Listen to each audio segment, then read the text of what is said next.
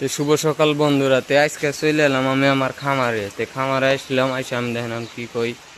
তাহলে কয়টা গরু দানে খামার খুলছেন? আমি তো গরু যেমন একটা মোষ দিয়ে আর একটা গরু দিয়ে যেমন খামারটা আমি আরম্ভ করছিলাম। এই যেমন আমার এই যে এটা প্রথম জিনিস। এই মোষটা আমি প্রথম কিনছিলাম যেমন 1.5 লাখ টাকা এই মোষটা কিনছিলাম। ঠিক আছে, যেমন এই মোষটার থেকে আমার 8টা বিয়ান দিছে, 8টা বাচ্চা হয়েছে, আর 18 লিটার গাখীর হয়। 18 লিটার গাখীর যদি হয় তাহলে যেমন আমার এটা থেকে এমনি দেখেন ওই যে মারা গরু আর একটা আছে। আমার এই যে এখন যেমন বর্তমানে এটা আছে, আগা ওর যেটি আসছিল সব বেচা কিনি শেষ হয়ে গেছে। এই গরুটা এটা আর ওই মোষটা দিয়ে যেমন আমি খামারটা শুরু করছিলাম।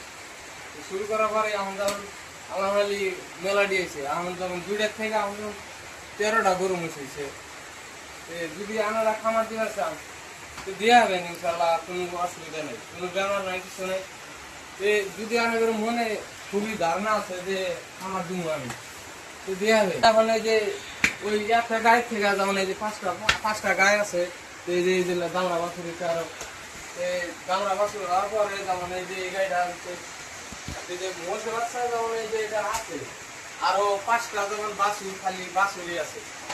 আমরা যদি মনে যদি আমার খুবই ইচ্ছা করা হবেন, কোনো টেনশন নাই। আল্লাহ মালিক ধরেন কোনো বেমার আদত নাই, আনে খুবই যদি বাড়ির বসে আছেন ধরেন আনে যদি খামারটা করবার চান তাহলে করা হবেন ইনশাল্লাহ, কোনো প্রবলেম নাই।